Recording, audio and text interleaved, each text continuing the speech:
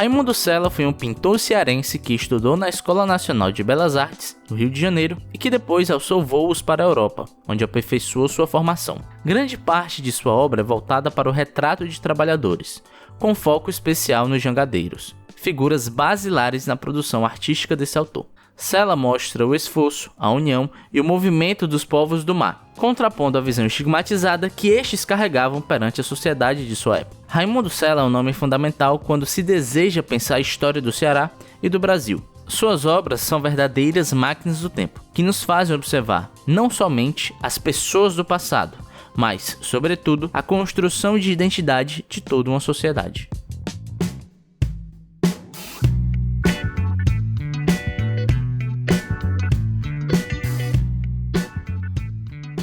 Nesse quarto episódio da temporada, o Malco Podcast tem o prazer de conversar com Raquel Lopes da Silva, pesquisadora do campo História e Imagem, com ênfase em artes plásticas e representações. Raquel Lopes é doutora em História Global pelo Programa de Pós-Graduação em História da Universidade Federal de Santa Catarina, é mestra pelo mestrado interdisciplinar em História e Letras da Universidade Estadual do Ceará, com dissertação intitulada O Jangadeiro e suas representações nas obras de Raimundo Sela. E é graduado em História também pela Universidade Estadual do Ceará. A monografia defendida tendo o tema Entre o Pincel e Tela, as representações de trabalhadores na pintura de Raimundo Sela. E é bom lembrar que o episódio de hoje foi gravado de forma remota, garantindo a participação de todos mesmo à distância.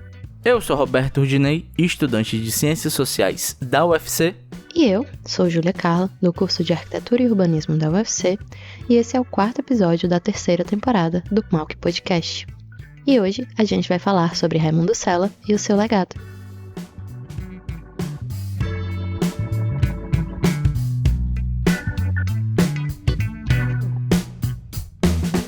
Primeiramente, muito bem-vinda, Raquel. Estamos muito felizes com você aqui no nosso querido Malco Podcast, nossa terceira temporada, né? Hoje é uma gravação diferenciada, porque nós estamos em casa e não estamos em casa ao mesmo tempo. Porque nós estamos aqui na nossa casinha, né? Cada qual na sua residência, mas nós não estamos na nossa casa, que é o Malco.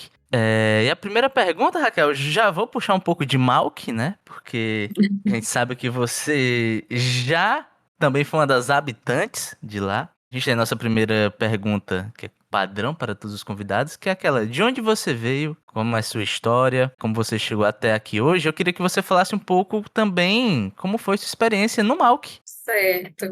Boa tarde, né, para todos, todas, todes. É um prazer estar aqui, participar dessa atividade do Malco, e é uma sensação de retorno para casa mesmo, como você falou, né? O Malco tem essa capacidade de se tornar um lar para as pessoas que vivem lá, que usufruem do museu, e eu estou muito feliz, assim, de poder voltar para esse espaço, né? Mesmo não estando, como você disse, fisicamente no espaço. Acho que o virtual traz essa vantagem para a gente, né? Bem, eu sou a Raquel, né? Como você já falou, eu sou a Raquel Lopes. Eu sou formada em História, né? Tenho uma graduação em História na UES, o mestrado na UES também, mestrado interdisciplinar em História e Letras, e atualmente eu faço doutorado em História na Federal de Santa Catarina. Mas sou natural do Ceará, né? Sou natural de Fortaleza, mas moro a vida toda na Pacatuba, que é uma cidadezinha da região metropolitana, né? Uns 25 quilômetros de Fortaleza.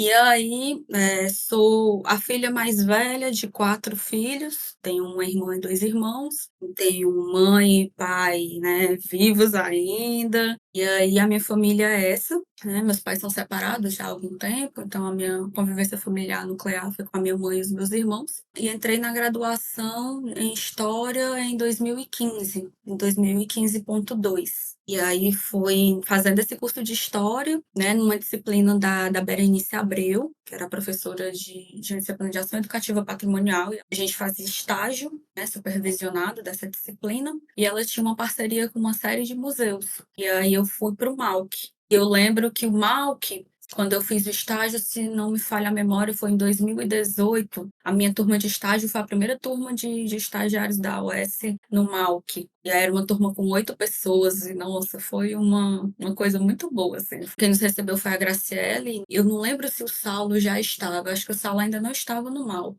Acho que o Saulo chegou em 2019. Mas aí quem nos recebeu foi a Graciele, aí ela fez, a Auricélia também fez um trabalho de nos apresentar o Malc, o acervo. A Graciele também de apresentar as exposições. Então, a gente teve, assim, o privilégio de ter uma visita guiada pela Graciele pra gente, né, pra nossa turma, para conhecer o Malc. E aí, no meu estágio, nós éramos 8 e a proposta era que cada pessoa escolhesse uma sala para ficar responsável pela mediação, porque além de mediar para o público do Malc, a gente também mediava para nossa turma, do curso de História, como forma de avaliação do estágio. E eu fiquei com a sala do Raimundo Sela.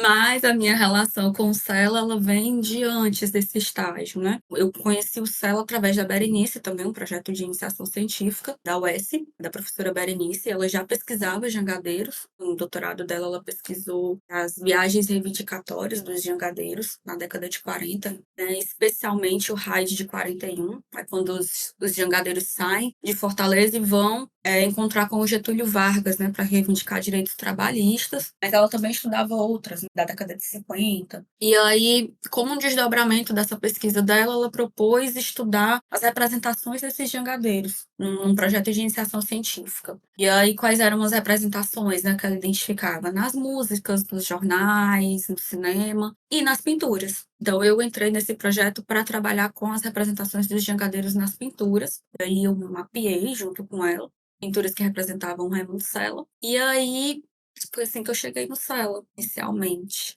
Também no Malc, né? Porque o Malc, nesse projeto de iniciação científica, o Malc era o principal espaço de consulta. É o Malc detém a maior parte das obras do Sela no Brasil. E aí, o Malc era, assim, um lugar primordial. Então, eu comecei a ir ao Malc para fazer a pesquisa, para coletar as imagens. Aí, depois, fui para o estágio e fiquei indo.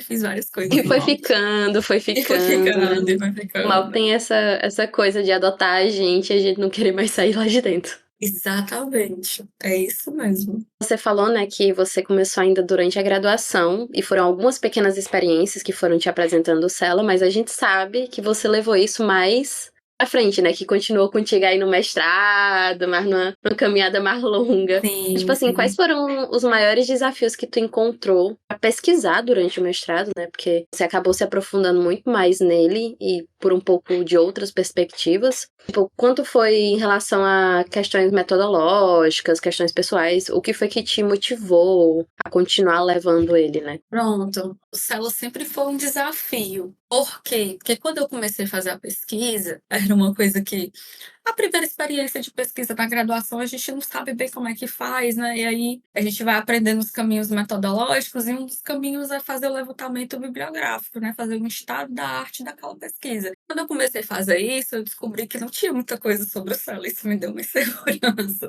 Porque a gente tem uma sensação assim de que, nossa, eu preciso ler pessoas que fizeram coisas semelhantes para me embasar. E aí, na história, não tinha muita coisa sobre o Sela. Ainda não tem.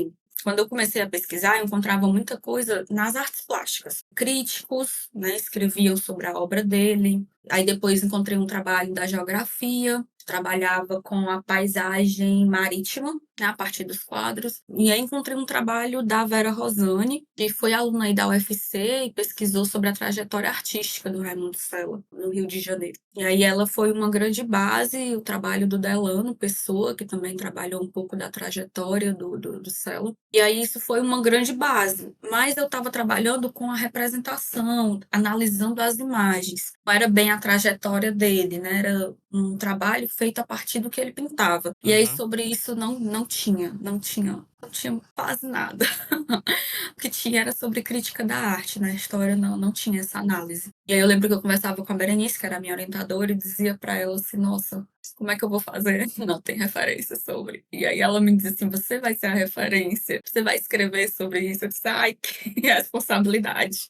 Mas foi indo e na graduação deu certo. Eu trabalhei, né, na graduação com os trabalhadores, de uma forma mais geral. E aí, como você falou, né, Júlia, para o mestrado eu decidi continuar com o Celo. Porque na graduação, como eu trabalhava na iniciação científica dos jangadeiros, então era uma coisa que eu tinha me aprofundado bastante. Mas quando a gente começa a fazer a pesquisa, às vezes a pesquisa leva para outros caminhos, né? Às vezes a gente quer ir de um jeito, mas a pesquisa diz que não é aí. E aí foi isso que aconteceu. Eu ampliei o meu objeto de pesquisa na graduação para trabalhar os trabalhadores, porque conforme eu pesquisava os jangadeiros, a gente foi percebendo que os trabalhadores do Sela era uma coisa muito presente. E aí eu disse, não, é preciso estudar primeiro esses trabalhadores antes da gente chegar nos jangadeiros. E assim foi. Então, quando eu terminei a graduação, os jangadeiros já era uma coisa ali mais ou menos encaminhada. E aí foi por conta disso que eu decidi levar o Cela, assim, por um desejo pessoal meu de estudar os jangadeiros. Já era uma coisa que eu vinha fazendo na iniciação científica. E porque eu achava que dava uma pesquisa, conversei com a minha orientadora, ela achava que dava, na minha defesa também foi indicado, né, que dava para continuar a pesquisa, e aí fui fazer por conta disso. E os desafios metodológicos foi aprender a trabalhar com as imagens. Porque às vezes, quando a gente está iniciando a pesquisa, tem um movimento que a gente faz que é muito comum, que é às vezes de usar a imagem como uma prova do que a gente está falando. Né? Olha, aconteceu isso e isso, daqui essa imagem para provar. Um desafio era não usar as imagens do Sela como prova, mas como fonte, como vestígio. E aí era olhar para essa imagem e aprender a ler o que ela estava dizendo, né? Assim como um texto mesmo. Esse foi o meu principal desafio, ler as imagens. Né? Olhar assim, dizer assim, pô, o que essa imagem me diz? Eu fiz muita leitura de história da arte para isso, né? Então, por exemplo, entender os suportes, o que era uma moldura, os tipos de suporte, o que é pintar num papel, o que é pintar numa tela. O Sela tem muita coisa pintada em madeira. Então, o que a pintura quer dizer em determinados suportes? Por que o suporte de madeira é importante para esse quadro e não era para aquele outro? Então, essa metodologia, né, de aí pensar as cores e pensar o movimento. Os quadros do Sela, as imagens do Sela trazem muito movimento. E aí, entender os movimentos também foi um desafio. Porque aí eu comecei a ler umas coisas que ele produzia nas aulas de engenharia e precisava de uma ajuda com os cálculos para entender. Aí meu cunhado é engenheiro e às vezes, né, o pessoal sabe que tenho que falar com ele. Ele me dizer o que é isso aqui. O Sela era um artista muito diverso. Então ele era engenheiro e era artista. E ele juntou essas duas coisas para pintar. Então era necessário mapear essa trajetória dele. E acabou que eu tive que me tornar uma pessoa um pouco mais interdisciplinar por causa disso. E aí, por isso também o mestrado, né? Meu mestrado era interdisciplinar, então a gente lia coisas que não eram necessariamente só da história. Então, esse foi o desafio, juntar essas coisas para fazer um método próprio para olhar para os quadros dele. Estudar história é muito bom, né? Ai, demais, eu sou suspeita, né? Você viaja. Estudar história é um Muito. prazer. É bom, mas é um desafio, né? Só pegando pela fala da Raquel, já deu pra entender que o buraco é mais embaixo. É um desafio, porque não é só uma data, né? Entender um Uhum. processo, todos os processos são demorados. Pois é. Raquel, eu queria falar agora um pouco mais especificamente do Raimundo Sela, né? Que foi seu objeto de pesquisa, principalmente, né? Então eu queria que você contasse pra gente um pouquinho da história dele, né? De onde ele veio e também qual é a relevância do trabalho dele, assim, não só pro mundo artístico, mas também pro cenário local da época, pensando no cenário cearense à época. Ah, certo. O Raimundo Sela, ele nasceu em Sobral, nasceu em 19 de julho de 1890, em Sobral. Ele era filho de um mecânico, um engenheiro mecânico, né, que trabalhava nas estradas de ferro de Sobral e de uma professora. E aí se mudou para Cambuci, com 4 anos de idade, se não me falha a memória, em 1894, exatamente porque o pai foi transferido, né, para trabalhar nas estradas de ferro que ligava Sobral e Cambuci. E aí ele se mudou para lá e foi lá que ele teve, digamos assim, a primeira infância, né? Essa parte onde já está articulada assim com um lápis, uma coisa, então quando ele começa a estudar mesmo. E aí é quando ele começa a pintar também. Então,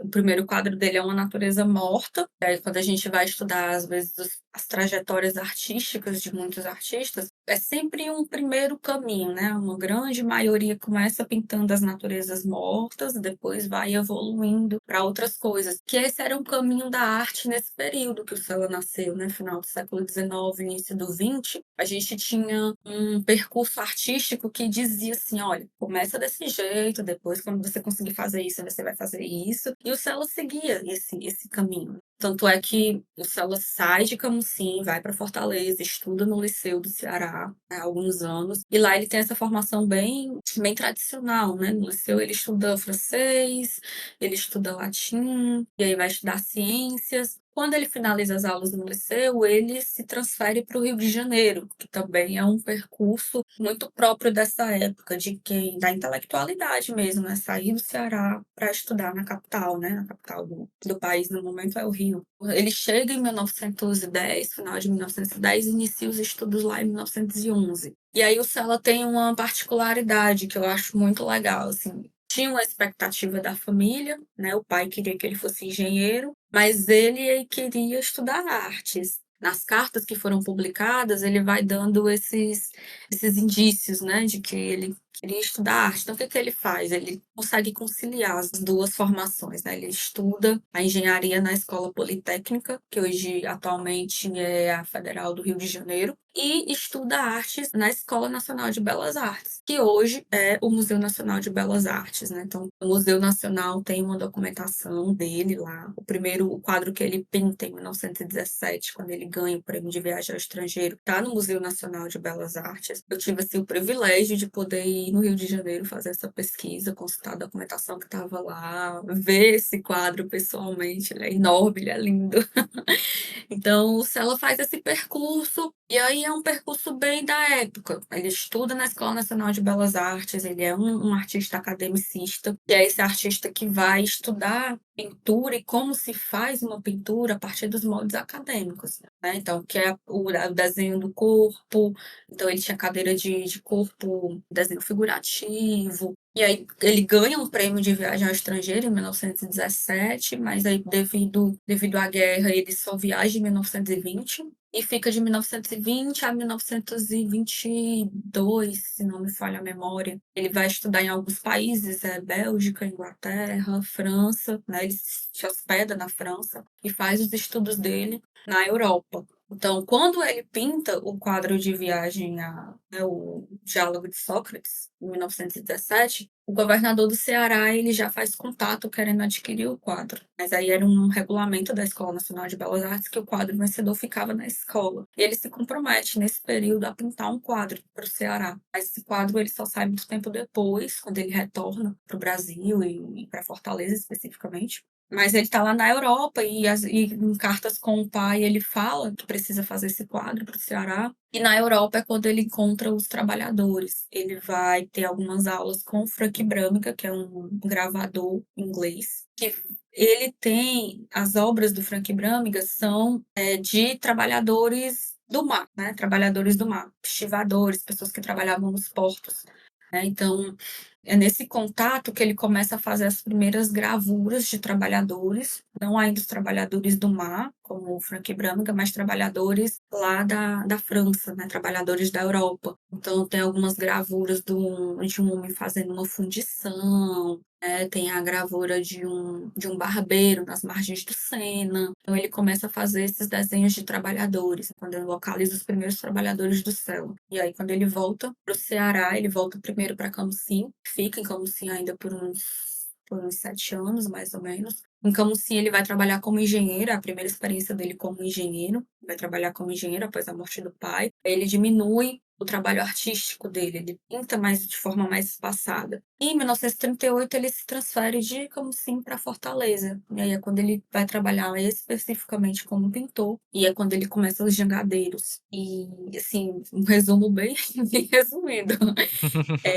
Qual é a importância dele para o cenário artístico? Assim, total. Porque E quando ele chega no Ceará, em 1938, tem um movimento que está se iniciando de jovens artistas, né? O Mário Barata é um deles, que vai estar em Fortaleza. E aí o Mário Barata faz uma associação, né? Um grupo de artistas, que não são bem artistas na época, né? Porque não se vivia de arte ainda. Então eram pessoas que tinham outros trabalhos durante o dia e à noite ou nos finais de semana se juntavam para pintar.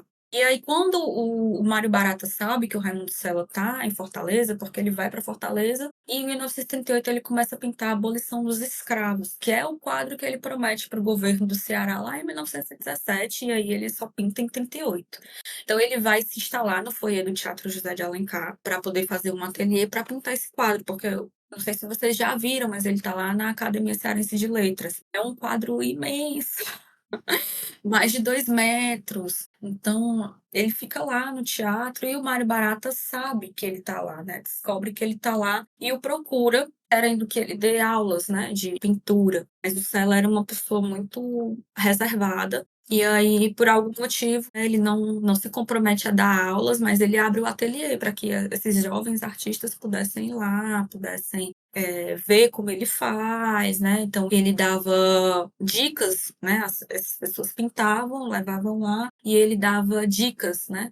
De como poderia melhorar, né? Do que poderia fazer. E o Strigas também faz parte, né? Desse grupo. E tem um livrozinho do Strigas muito bom, que é Contribuições ao Reconhecimento de Raimundo Sela. Ele vai falar só sobre essa trajetória do Sela. E o Sela começa a se relacionar com essas pessoas. Então, tem alguns relatos de que o Sela saía com o Mário Barata e outros artistas para fazer estudos de campo. O livro não fala do que a gente conhece de Fortaleza hoje, mas tentando reconstituir, quando eu procurava, o Sela falava muito de um Morro do Moinho, que é mais ou menos ali entre o Arraial Moura Brasil e o IML, onde hoje é o IML ali, né, a Marinha, mais ou menos por ali, quando não era o que é hoje. Então ele subia os morros e ficava observando as pessoas. Então ele tem alguns quadros desse período. Tem um Cabeça de Velha, se eu não me engano, que é um quadro que o Strigas fala nesse livro. Ele fala de uma mulher que eles encontraram. E ela disse que queria fazer um desenho da cabeça dela. É uma série que também o Sela era uma prática que o Sela tinha muito, que eram as cabeças. Em Camusim ele pinta algumas cabeças, né? Cabeça de jangadeiro, cabeça de pescador. E essa mulher ele vai pintar, ele já está em Fortaleza. Então ele tem esse percurso. E o trabalho dele para a arte nesse momento foi muito importante por conta disso, porque ele acabava sendo um exemplo, um ídolo, digamos assim, né? Então era alguém que tinha ido para a Europa, era alguém que tinha estudado no Rio de Janeiro, que era um percurso normal daquele período, então as pessoas viam nele um artista, né, vivendo de arte ali, viam nele uma pessoa a ser um exemplo, uma pessoa que, eu posso chegar nisso. Sela não vivia totalmente de arte nesse período, mas ele já vendia os quadros, ele dava aula também de desenho, colégio, eu acho que era o Colégio Militar, não lembro se o nome correto na época era esse, né? O Colégio Floriano Peixoto. Hoje, se eu não me engano, é onde está o Colégio Militar atualmente. Você mencionou a obra A Abolição dos Escravos. E foi através dessa obra, de um artigo que você escreveu especificamente sobre essa obra, que a gente acabou te convidando para participar hoje e para falar especificamente do Raimundo Sela, né? Eu queria pedir para você descrever para os ouvintes um pouco sobre essa obra ou outra obra que você ache tão importante quanto na trajetória dele, né? Porque ele brinca em alguns estilos diferentes ao longo da história. Tipo assim, só descrever para os ouvintes poderem imaginar ou tentar visualizar a sensação de ver as coisas do Raimundo Sela. Nossa, desafio. Né, descrever uma obra do Sela. Nossa, é um desafio mesmo, assim. O Sela tem quadros muito importantes pra mim, assim. Muitos. Eu brincava, assim, que o meu sonho era ter dinheiro pra ter um Sela. Enfim, então é difícil escolher um. Mas eu acho que a abolição dos escravos é um quadro importante porque inaugura um outro estilo de pintura, né? Como você falou, ele perpassa por muitos momentos. E para descrever a abolição dos escravos, né, um quadro bem grande, de 2,80 m por 1,90 m, se eu não me engano, um painel enorme. É um quadro bem claro, com cores claras, com muitas figuras, a gente consegue ver nele, assim, bem distribuído, né, tem muitos personagens e ele distribui esses personagens em grupos, então a gente tem um grupo de personagens à esquerda, que são pessoas negras, majoritariamente homens, em pé, a gente tem no lado direito, né, do espectador, né, para quem olha do lado direito, a gente tem um grupo de pessoas de terno e gravata, 3 mulheres de vestidos da época, né, que estão de pé também, que são abolicionistas, figuras abolicionistas. E no centro do quadro, né, desse painel bem grande, a gente tem uma jangada de cores claras, com uma mulher branca em cima, vestida de branco, né, uma alegoria da liberdade, e ela tá ali simbolicamente dando a liberdade a um homem que está junto dela, assim, em destaque no centro, um homem negro ex-escravizado, né? Então, nos pés dele a gente vê umas correntes assim quebradas, que vai dando essa sensação de que ele acabou de ser liberto. E lá no centro, bem no centro, né?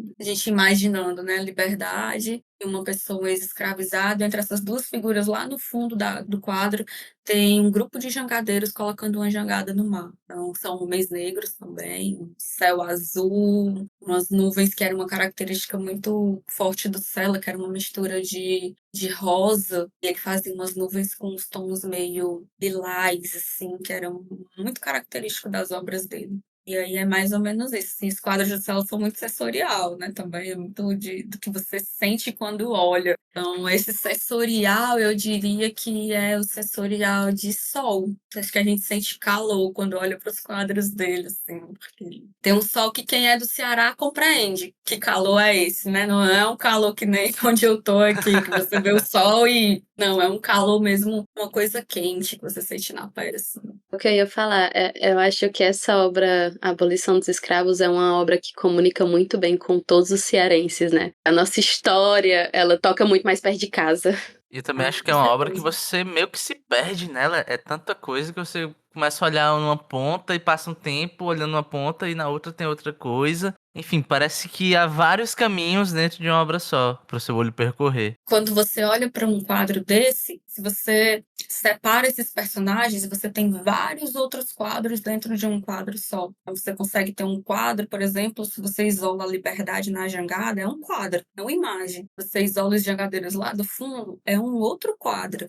E aí ele vai compondo esses vários quadros, que para mim, né, na minha perspectiva de análise, é exatamente isso. Ele vai compondo um cotidiano que é muito presente. Tem um outro quadro dele que está em Fortaleza também, de uma coleção. Aliás, não é uma coleção particular, está no Centro Cultural do Banco do Nordeste, que é Jangadeiros em Palestra, que é de 1943. É uma composição muito semelhante à abolição dos escravos, assim, riqueza de componentes. Essa mesma coisa, num quadro só, o Sela tem um jangadeiro que acabou de chegar da pesca e está deitado na areia. Ele tem um jangadeiro que está conversando com outro grupo. Ele tem um vendedor de peixe. Ele tem uma mulher comprando peixe. E ele tem outro grupo de jangadeiros entrando para o mar para pescar. Então, numa única imagem, você tem todo um cotidiano, como se você conseguisse ver o dia daquelas pessoas, um dia de Fortaleza acontecendo. É incrível, assim. Também complexo, né? Porque quando você vai analisar,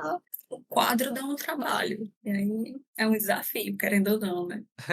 Raquel, assim, o Sela, né, que a gente leu e viu, assim, ele trabalhou com diversos tipos de trabalhadores, né? Acho que tem representação de ferreiro, de rendeiras, mas os Uhum. jangadeiros talvez seja o ponto mais acentuado, né? Eu queria perguntar pra ti se a gente consegue traçar o que havia de particular nos jangadeiros que levou ele a dedicar tantas obras a eles. E além disso, eu queria que você me contasse também como é que a representação dos jangadeiros é feita pelo Raimundo Sela e como ela se diferenciava das demais. E eu não falo só em arte, né? Sei lá, existe toda uma representação dos jangadeiros, também, sei lá, jornais. Como essa classe era tratada à época e como o Sela representa eles e como ele se diferencia, né? E se ele se diferencia também, né?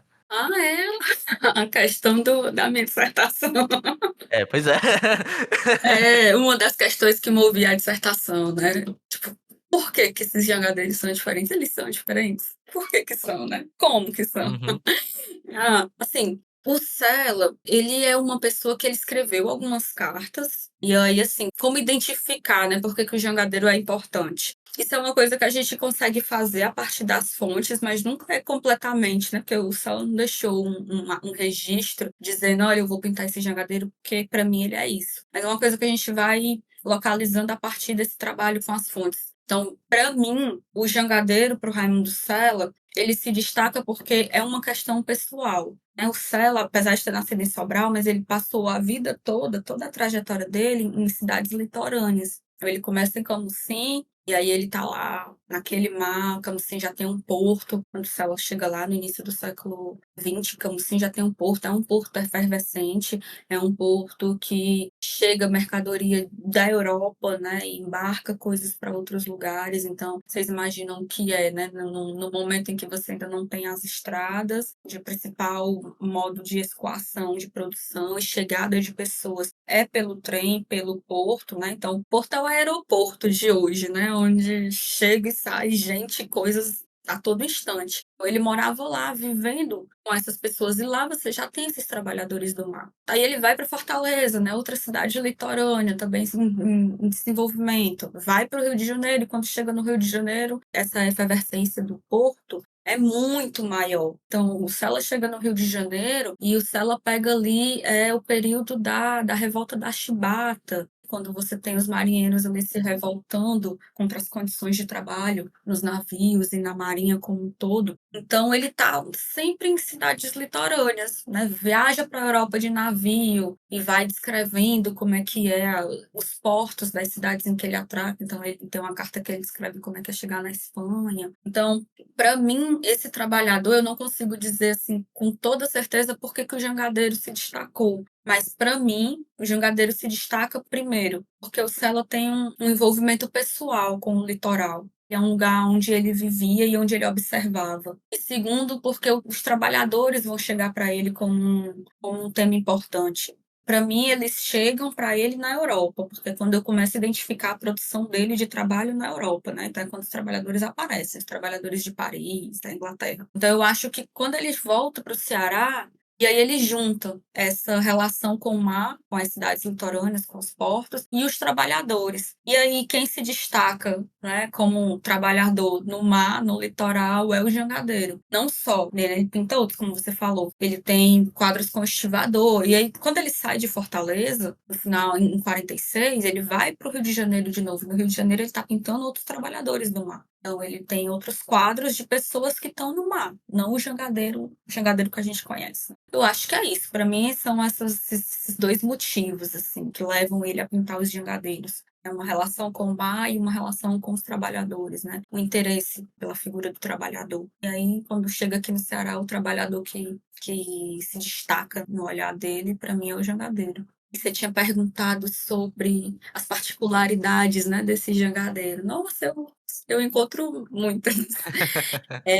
Como você disse, assim, o jangadeiro ele vai ter muitas representações, né? Assim, a relação do Ceará com o jangadeiro é muito forte, né? Porque a gente vai ter ali desde a revolta com o dragão do mar, né? Quando ele se recusa a transportar as pessoas escravizadas para a praia. Então, os jangadeiros já têm um trabalho importante ali. E ao longo do tempo isso vai continuando. Quando chega na década de 40, com o raid de 41, né? Da Jangada São Pedro, quando esses jangadeiros vão de jangada, mais de 60 dias de viagem para falar com o Getúlio Vargas, aí eles ganham um boom, assim, né? Porque os diários associados, que são vários jornais da época, eles faziam a cobertura da viagem. Os jangadeiros paravam nos portos e aí os diários associados faziam as reportagens, as fotografias. Então, ficou uma viagem de conhecimento nacional. Então, o jangadeiro vai ter uma grande representação nesse momento, que eu acredito que contribui também para o momento em que o Sela está pintando os jangadeiros na década de 40, né, em Fortaleza.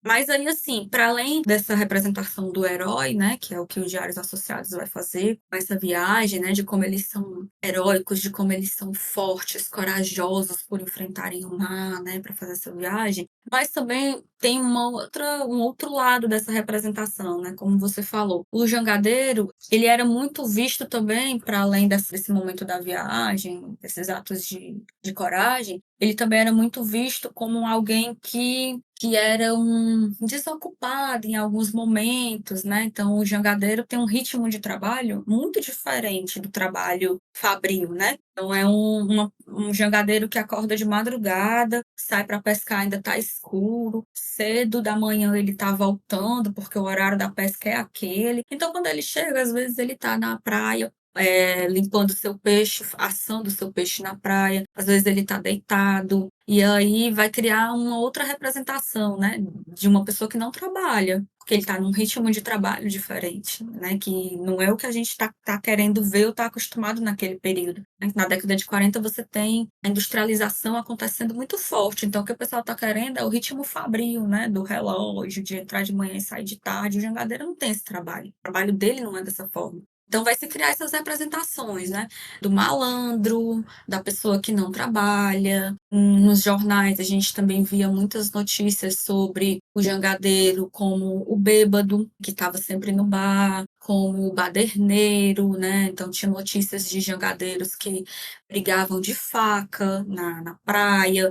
Então, vai se criando algumas imagens, né? Então, as músicas, você vai ter já o jangadeiro como um boêmio, né? Como uma pessoa que tem um outro ritmo de trabalho, um outro ritmo de vida, não tem certas preocupações. E então você tem um universo de imaginário sobre o jangadeiro. E na pesquisa, né, era uma coisa que a minha orientadora chamava a atenção, e a gente foi vendo também na pesquisa, conforme a gente se aprofundava na leitura das imagens. O jangadeiro do Sela, ele é um trabalhador. O Sela, ele não tem nenhuma pintura, nenhuma representação de jangadeiro dessa forma. Ele sentado num bar, ou ele bebendo, ou ele brigando com alguém. Não. Todas as representações dos jangadeiros do Raimundo Sela, eles estão trabalhando. Ou eles estão efetivamente trabalhando, né, colocando a jangada no mar, ou estão no mar, ou estão pescando, ou então eles estão produzindo os instrumentos de trabalho. Então, tem muitos desenhos do Sela em que tem o jangadeiro produzindo samburá, né, o jangadeiro arrumando o cesto, colocando o peixe no cesto. Então, ele tem a rendeira, né, que é uma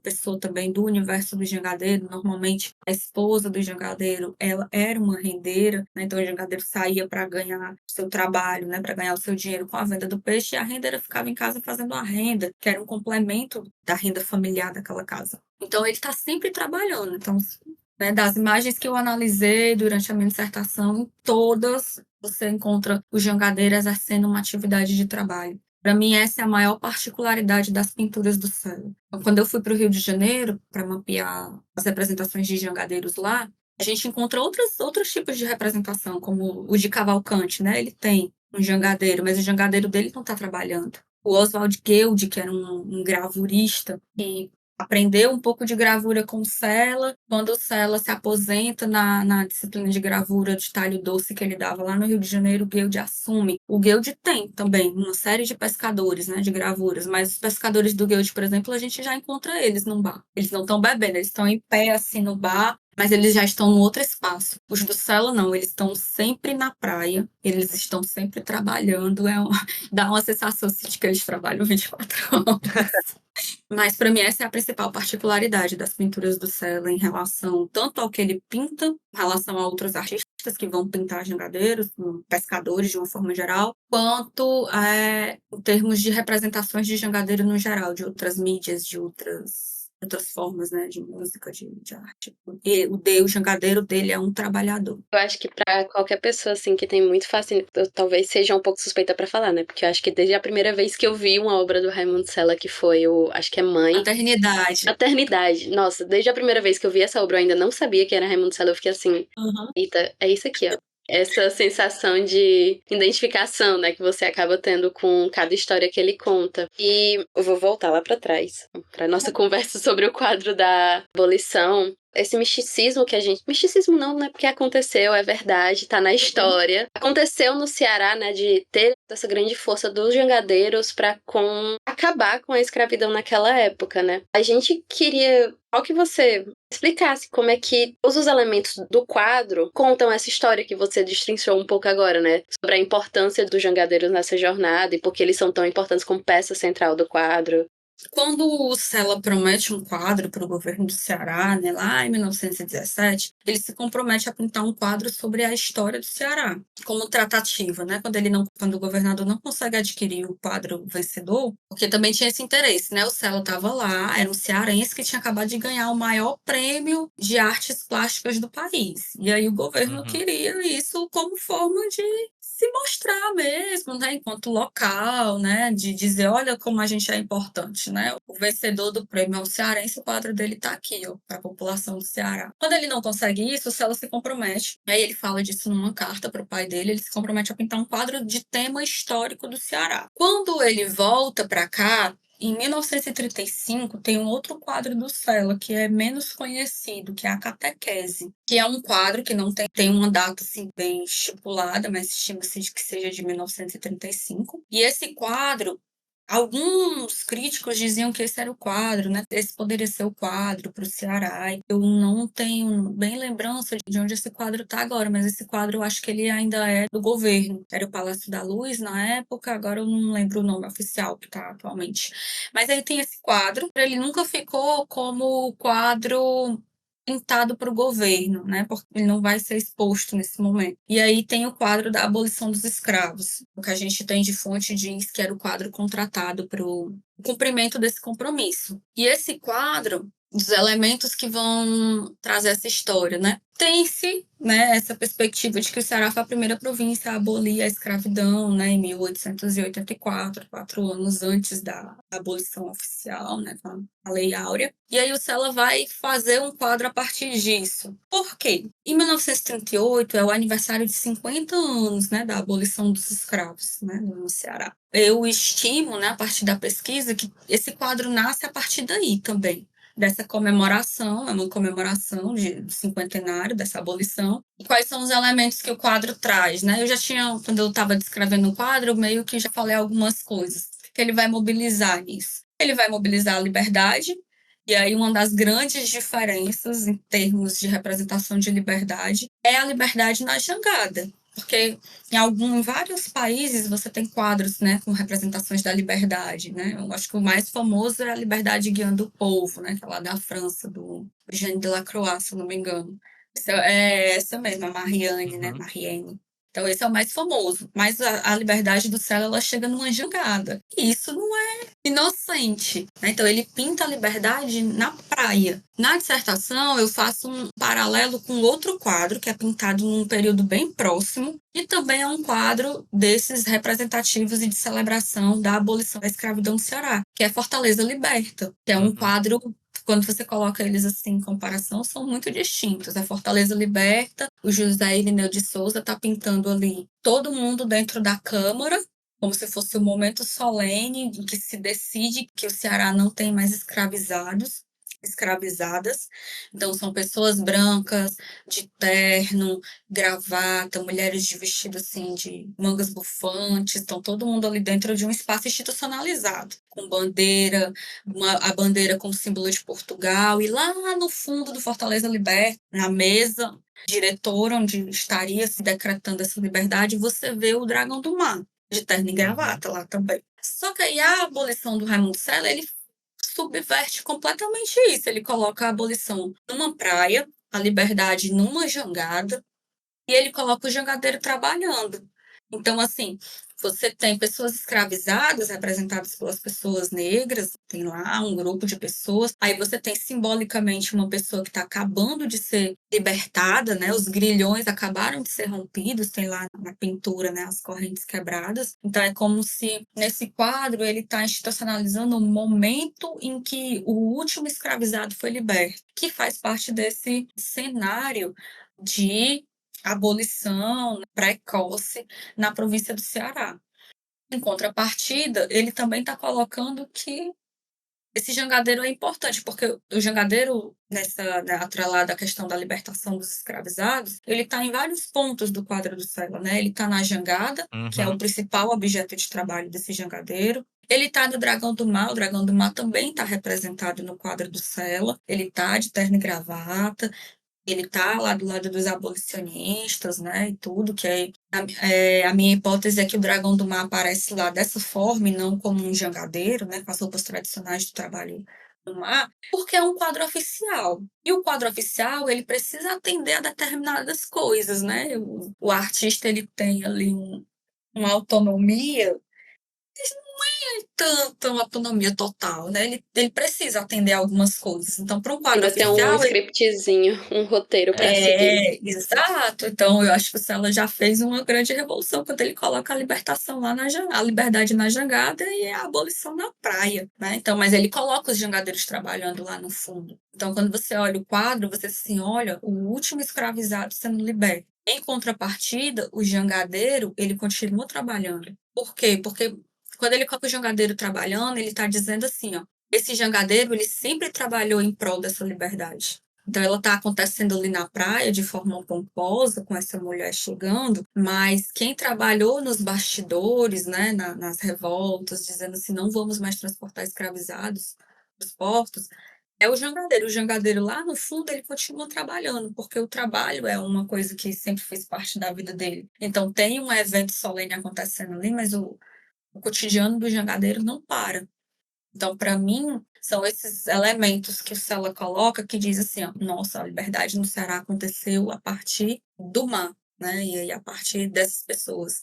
E aí tem esse jangadeiro em vários níveis, né? Tá na jangada, tá no Dragão do Mar, tá no trabalhador que continua trabalhando, tá na praia, tá no sol que tá lá e todo mundo no sol vendo a liberdade chegar. Tudo de um cenário, de um espectro que faz parte da vida do jangadeiro. Uhum. Não sei se eu respondi, mas. Respondeu. Respondeu. Respondeu até um pouco demais, assim. Ah, que bom, pois é. Aqui nos bastidores tá rolando uma tensão pra saber o que a gente pergunta agora, porque tu tá respondendo todas as perguntas. Ai, desculpa, gente, é porque eu falo Não. muito. Não é desculpa, não. A gente tem que agradecer, na verdade. Você está fazendo a experiência muito mais legal. Ai, que bom. Exatamente. Que bom, Mas ainda ai, tem umas mas agora perguntas. eu falo disso. Ah, sim. Ainda tem umas perguntas. Se tiver, eu estou aqui, eu tenho uma tarde livre. Olha que a gente usa tarde, viu? Se deixar a gente se Ah, empolgar, Raquel, cuidado. eu só tenho um compromisso agora à noite. Mas, Raquel, enfim, a pergunta que eu disse que ainda temos, né? Ainda temos aqui Uhum. munição. Pensando agora em uma análise de gênero e raça dentro desse quadro, né? Dentro dessa obra, uma obra de 38, como é que observar raça e gênero nessa obra hoje contribui para ampliar a compreensão desse fenômeno histórico, né? Que foi a abolição. Dentro dessa obra, tem como a gente ampliar, dado esse escopo de análise, né? De raça, de gênero, porque até pensando no próprio Sela, né? Quando a gente vai conversar sobre pessoas com Sela, né? No padrão, a pessoa sempre vai ligar o Sela aos trabalhadores, né? Mas aqui a gente vê como a figura central uma figura feminina, né? Ela tá até mais alta que os demais, Uhum. ela se destaca, né? Então eu queria te perguntar como é que a gente consegue traçar raça e gênero dentro desse quadro. Certo. É uma pergunta complexa. A gente já tá aqui pescando no teu doutorado, né? A gente já tá avançando. Sim, sim.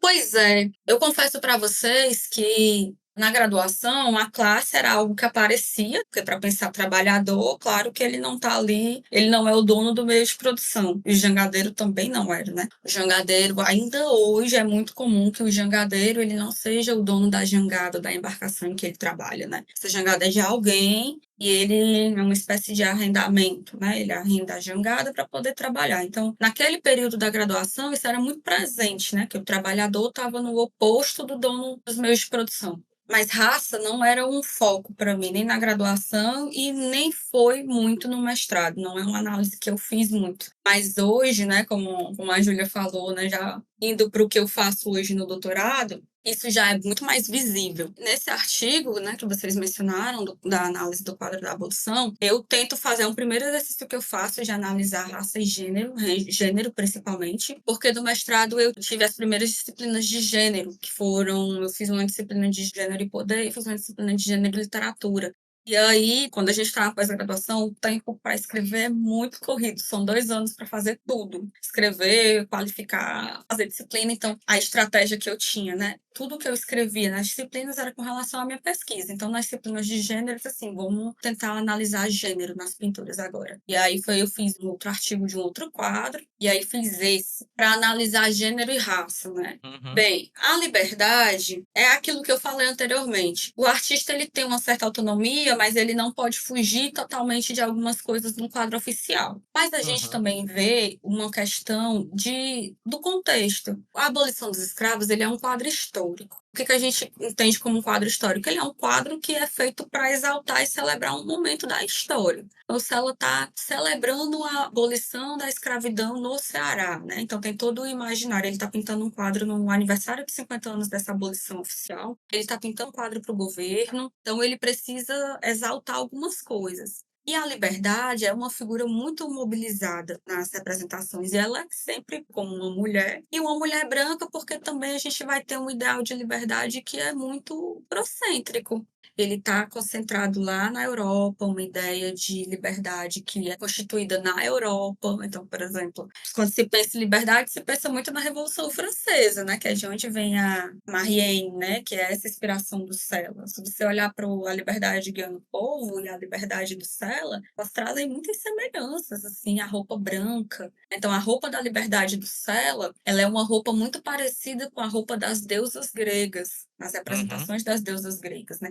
A sandália que ela usa é uma sandália de estilo gladiador até o meio da perna, que é uma representação das mulheres gregas, né? Tem um vestidinho com a alçazinha, com os detalhes dourados, né? Ela tem um pescoço alongado, um cabelo preso, então é muito, muito grego essa representação. E aí a gente tem também uma ideia, né, porque apesar de não pintar a abolição como a princesa Isabel, assinando a lei, mas a liberdade como uma mulher branca também mobiliza isso, mobiliza essa sensação de que, olha, não foi uma luta, né? Não é bem uma luta dessas pessoas, mas é algo que foi concedido, né? O que essa liberdade do céu está fazendo é concedendo a liberdade a esse homem. Ele está de mãos postas e como quem agradece, né? Como quem acaba de receber algo e ela está concedendo. Isso é muito, dentro dessa perspectiva, é uma visão oficial de que quem deu a liberdade foi a princesa Isabel, né? Que hoje a gente sabe que não tem nada a ver, né? A princesa Isabel não teve essa... Não que não fosse importante uma mulher ter assinado a lei, mas infelizmente ela não assinou por conta disso, né? Por uma luta... toda uma construção em cima disso. Então tem essa representação. E o gênero nessa pintura do Sela, a gente vê demais, né? Primeiro, em raça você consegue ver essa mulher branca se destacando. Do lado dos abolicionistas você tem pessoas brancas, mas você também tem pessoas negras. Tem o José Bonifácio representado lá, tem o Dragão do Mar. E do outro lado, né? Que é a parte esquerda, você tem pessoas negras. Aí você consegue ver isso. Então, a raça, ela acabava que se destacava um pouco mais. Mas quando a gente ia para análise de gênero, ficava um pouco mais sutil. E que foi observar, né? Quem são esses personagens? Então, apesar de você ter uma mulher, né, representando a liberdade não é bem uma mulher, né? Ela é uma personificação de uma ideia. Sim. Tá numa visão, tá no corpo de uma mulher porque vem de uma trajetória do que se estava acostumado a fazer lá na Europa, e o Sela é um academicista formado na Europa, então ele traz essa bagagem com ele. Ele diz assim, ó, a liberdade é uma mulher, porque no mundo é pintado assim, então... Mas aí ele vai trazendo os elementos particulares dele. Os elementos particulares dele são o jangadeiro, a praia, a jangada, e o gênero, né? E aí quando a gente vai para as pessoas, tirando a liberdade, quando a gente vai para as pessoas que estão compondo o quadro, aí você consegue ver os recortes de gênero, assim, mais sutis, mas eles são bem presentes. Então, por exemplo, as mulheres negras, elas estão, na maioria, ajoelhadas no quadro. Né? Então, elas estão ajoelhadas, elas estão de costas, a gente não consegue ver as feições do rosto. As mulheres brancas, não. Uma delas é a Maria Tomásia, que está lá, que é uma das fundadoras da... Esqueci o nome oficial agora, mas era uma associação de mulheres libertadoras. Ela é uma das cofundadoras. Então, ela tá lá em pé. Você consegue ver o rosto dela, consegue analisar as feições, mas as mulheres negras não. Então, as mulheres negras estão sempre em posições mais subalternas do que os homens que estão de pé. Então, você não vê homens ajoelhados lá, né? Então, eu acho que tem um ajoelhado, porque também faz parte da composição do quadro, mas os homens estão de pé. As mulheres negras não, elas estão ajoelhadas, você não vê o rosto delas, mas a mulher branca você consegue ver. E aí, quando você pensa nessa intersecção, né, raça, classe e gênero, e como que pode ser mobilizado, né? O Dragão do Mar, ele está do lado dos abolicionistas. Então, um homem, ele consegue transitar melhor dentro desses marcadores sociais do que uma mulher. Aí a Djamila Ribeiro vai falar muito disso, assim, né? Quando ela diz que a mulher negra ela é o outro do outro. Tem o homem negro, ele consegue se transpor de um marcador para o outro, como é o caso do Dragão do Mar. Então, é aceitável numa pintura histórica que o Dragão do Mar, enquanto homem, ele esteja lá, ele apareça de terno, ele esteja lá visível. Para as mulheres, é muito mais difícil nessa sociedade do período você ter mulheres negras ocupando esses espaços de poder. Então, também vem de a pintura histórica. O Ano Bezerra de Menezes ele vai dizer que a pintura histórica ela fala muito mais do momento em que ela está sendo produzida do que do evento que ela está contando. Então, o quadro da abolição ele está falando também da sociedade em que o céu está inserido naquele momento.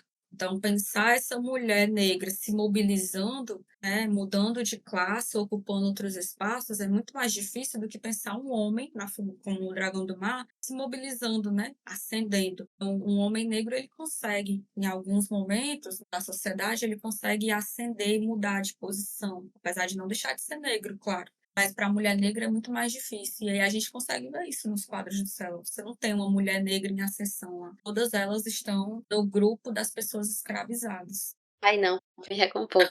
É, É porque é muita coisa no quadro mesmo. Quando a gente começa a olhar, é coisa pra caramba. eu não tinha parado pra refletir nessa última fala, né, que a gente não tinha visto nenhuma representação em alguns quadros do Sela sobre uma mulher negra em ascensão. Eu fiquei meio... pesou um pouco o clima aqui pra mim. Entrou em reflexão, né, Júlia? Foi um pouco isso. Porque é isso, né? Assim, o Sela é um pintor incrível, mas ele está inserido num determinado momento. Então, por exemplo, o quadro Maternidade que você falou é uma mulher branca, é um quadro em homenagem à esposa dele. Então, é uma mulher branca, é o único momento que você está vendo uma mulher ali numa posição que ela não está tão subalternizada, né? Que se a gente for analisar pelo lado da maternidade, aí dá uma outra problemática, né? Do que é a maternidade na sociedade naquele momento e agora. Mas as outras mulheres que ele pinta são nesses lugares. Ou de trabalhadoras, né, pessoas pobres, ou de dona de casa, responsável pelo sustento e pelo cuidado da família. Aí é um pouco triste mesmo, mas é do momento, né? É o momento. Fazer só um parêntese bem breve, que você falou da Maria Tomasi, né, que aparece no quadro. Os nossos universitários aqui foram pesquisar e ela ajudou a fundar a Sociedade Cearense Libertadora. Isso, a Sociedade Cearense Libertadora. Aí eu acho que eu vou pesar mais um pouco o clima, né? A minha próxima pergunta. Aquelas perguntas hipotéticas. Se você pudesse conversar com Raimundo Sela hoje, qual pergunta você faria pra ele, né? Nossa, eu faria tantas.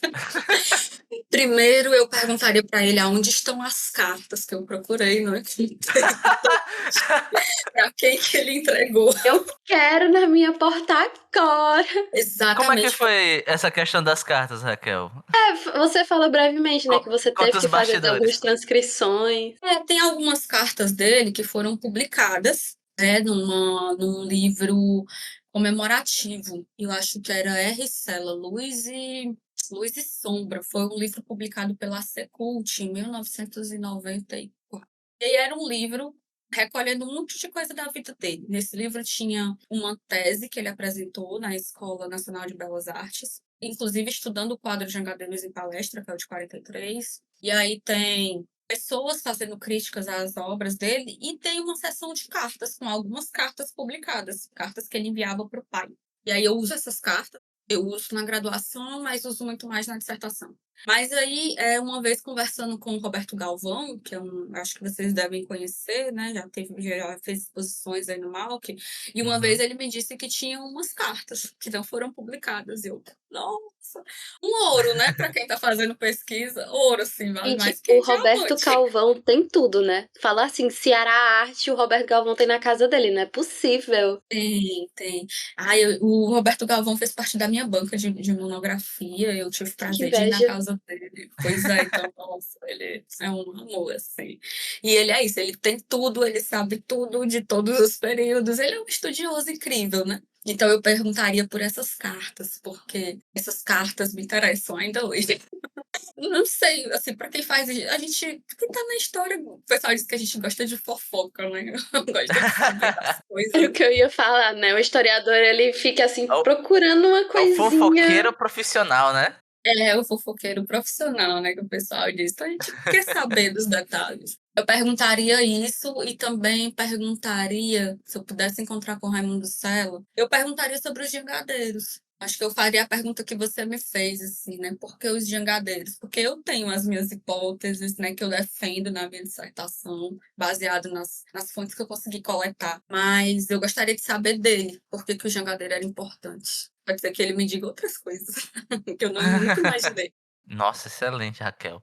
Raquel, a gente já tá finalizando, né? Mas a gente tem a nossa perguntinha de milhões. E essa pergunta, Raquel, quando a gente tá presencial, a gente aponta o culpado, tá? Ah, tá. Que é o Regis, o Ah, nosso coordenador, né? aham. Agora a gente não pode apontar, mas ele está aqui na chamada, Mas então a ele gente tá pode, aqui, né? a gente pode acusar, né? Porque quando a gente tava debatendo, né, lá no começo dos nossos primeiros encontros, que a gente tava fazendo aquelas sessões de brainstorming para conversar sobre podcast e sobre Uhum. as ideias, né? A gente sempre voltava na questão da paisagem sonora. Qual é a paisagem sonora que Uhum. a gente quer para esse podcast, né? E por paisagem sonora, a gente entende todos os sons do ambiente pelo qual você guarda alguma memória, né? Te toca em algum ponto afetivo. Eu vou usar para ti o mesmo exemplo que eu usei quando a gente gravou com a Inês, Uhum. que a minha paisagem sonora, por exemplo, da casa do meu avô, do meu falecido avô, lá tinha um janelão mesmo em frente, eu adorava ficar naquele janelão, então eu sempre lembro de estar escutando os carros passando na estrada, né? Ele morava tipo no morrinho assim, lá no Choró, Choró Limão aí. Vai que tem algum ouvinte do Choró, um forte abraço. Lembro de ficar escutando os sons dos carros, ficar olhando os caminhões passando, escutar, sei lá, ele escutando Bruno e Marrone, ou então escutando As Garras da Patrulha, que ele adorava assistir. Muito som de risada, muito som de conversa da minha mãe com meus tios, etc e tal. Então essa é a paisagem sonora que eu guardo da casa do meu avô. Então a pergunta que eu tenho pra fazer pra ti, né, a nossa última perguntinha, qual é a paisagem sonora que você imagina quando você observa as obras do Raimundo Sela? Que sons você imagina quando tá vendo essas imagens, né? E que afetos te tocam? Ah, nossa. O Sela. Sela me lembra o mar. Sempre que eu olho para o Sela. Eu nunca mais consegui olhar para o mar, para o céu que está em cima do mar, né? Ali quando eu estou observando o mar, naquela paisagem completa, eu nunca mais consegui olhar para o mar sem pensar no Sela, sem me remeter a um quadro dele, porque eu passava horas olhando os quadros, né, para poder fazer as análises. A minha paisagem sonora é o som das ondas. Som das ondas, o som do vento, porque quando a gente está escrevendo a gente se envolve muito, né? Então eu acabava, às vezes eu parava a escrita e ia para a beira-mar, ficar sentada na areia pensando. E aí a minha paisagem sonora é essa, assim, o som do ondas quebrando, e o som do vento. Eu lembro que terminando a dissertação eu fui para Cambuci fazer uma última pesquisa, né? A gente acha que nunca tem tudo. E eu fiquei, né? Eu fui dar uma volta na beira-mar de Cambuci.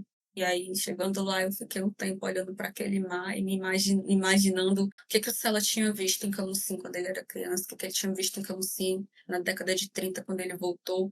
Para mim foi muito afetivo, porque eu sempre tinha a sensação que eu estava pisando na mesma areia que ele.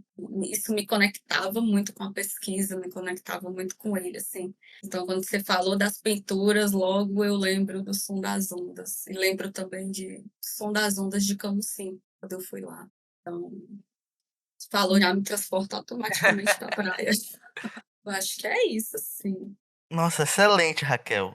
Eu queria só comentar aqui, Raquel, e também pro ouvinte, que esse talvez seja um dos podcasts recorde com participantes pacatubanos, tá? Olha que legal! Eu queria salientar. Nunca na história do podcast no Brasil existiram tantos pacatubanos em uma gravação. Eu e Raquel estamos aqui representando. O Rudney, ele ficou chateadíssimo quando ele descobriu que outra entrevistada era minha vizinha. E foi muita coincidência. Aí agora ele achou a vizinha dele também. Ah, pronto, Literalmente, no agora, caso, né, Raquel? Que a gente descobriu que é meu vizinho. literalmente, acho que a gente mora bem pertinho, né? Para porta É. com porta. Porta com porta, é verdade. É verdade. Raquel, eu queria mais uma vez te agradecer, dizer que foi maravilhoso. Essa tua última resposta me deixou emocionado. Não tá fazendo bem pra minha saúde esse podcast, viu? Eu tô saindo de todos os episódios com vontade de chorar, isso não tá dando certo. Vou mandar a conta do meu terapeuta pro Malk. Só um bastidor pro ouvinte que a minha webcam quebrou no exato momento que a gente entrou aqui pra gravar. E eu tava escutando você falar, Raquel, com o olhinho fechado, eu consegui imaginar o som que você tava descrevendo. A paisagem sonora faz muito isso, né? Quando você tava falando da casa do seu avô também, nossa, eu tava escutando o Bruno Marrone tocando. Eu vou tentar linkar na descrição do episódio alguns dos quadros que você mencionou, assim como o artigo que a gente leu para motivar essa entrevista, porque eu acho que é um artigo muito enriquecedor para qualquer pessoa, independente de ser um amante da arte ou não. E com a sua autorização, eu também gostaria de linkar a sua dissertação. Pode porque ser. eu acho que também é um material muito completo sobre um estudo sobre os jangadeiros, sobre os trabalhadores de uma forma geral. E eu acho que é um assunto que perde casa para não ser amplamente divulgado. O selo é patrimônio. Sim. Aí, Ju, além disso, estendeu o convite ao ouvinte para vir ao Malk, né? Observar as por obras do favor. Sela que temos aqui. Tem uma sala dedicada somente para o Raimundo Sela, que mostra um pouco da trajetória artística dele, né? Tipo, do avanço do traço dele e do que ele escolhe pintar. Tem quadros desde natureza morta até as representações de praia e de jangadeiros e essa fase de trabalhadores que ele tem, figura humana, tem estudos. Então, assim, o Raimundo Sela tem um canto dentro do Malk e é muito bonito e é muito bom. Por favor, venham visitar, gente. A gente gosta muito quando o Malk tem visita. Muito merecido, inclusive. O Malk é assim, uma referência de museu de arte universitário no país e tem assim coleções incríveis, né? Quando eu fazia as apresentações da minha pesquisa, eu sempre dizia, olha, o Malk lá no Ceará é a instituição pública que tem o maior número de obras do Raimundo Sela. Tem mais de 200 obras do Raimundo Sela no Malk, é um museu universitário, público, aberto para todo mundo, né? Então o Malk é um lugar incrível, assim, então visitem, por favor. A sala do Sela é maravilhosa. Malk é que nem coração de mãe, né? Cabe todo mundo. Exatamente, cabe todo mundo. E é uma instituição muito importante, não só para o Ceará, mas para o Brasil, assim, em termos de obras de arte mesmo, de exposições. Então, com esse parênteses, Raquel, muito obrigada por topar. A gente aqui te atrapalhando no doutorado. Não, que é isso. Eu que agradeço o convite. Nossa, para mim é sempre muito bom falar da pesquisa, falar do Sela. A gente passa muito tempo da nossa vida fazendo a pesquisa e é bom falar sobre ela, né? Principalmente a convite do Malk, né? O Malk foi um museu muito importante na minha trajetória enquanto historiadora, enquanto professora e enquanto pesquisadora. Voltar para o Malk para falar sobre a pesquisa, para mim é sempre um prazer. Sempre devolver para a sociedade o que eu aprendi nessa formação, até porque a universidade pública ela não é de graça, a sociedade paga a nossa formação, então voltar para falar sobre isso que a gente produz é sempre um prazer e é importante. Eu estou sempre à disposição, sempre que precisarem, não atrapalhou nada, eu estava tudo dentro da minha programação. Tu viu que foi ela que falou que estava à disposição. Olha aí. Então sempre pro mal. Tu corta aqui se tu quiser. Mas fica aí mistério pros ouvintes que talvez eu volte ainda essa temporada. Nossa, olha só. Por mal que eu tô sempre à disposição. Só me chamar com uns diazinhos de antecedência pra me organizar. Mas com certeza vai dar certo. Então é isso, gente. Tchau pra você, ouvinte. Não deixe de vir no Malk e forte abraço. Tchau, gente. Foi um prazer. Tchau, tchau, pessoal. Até mais.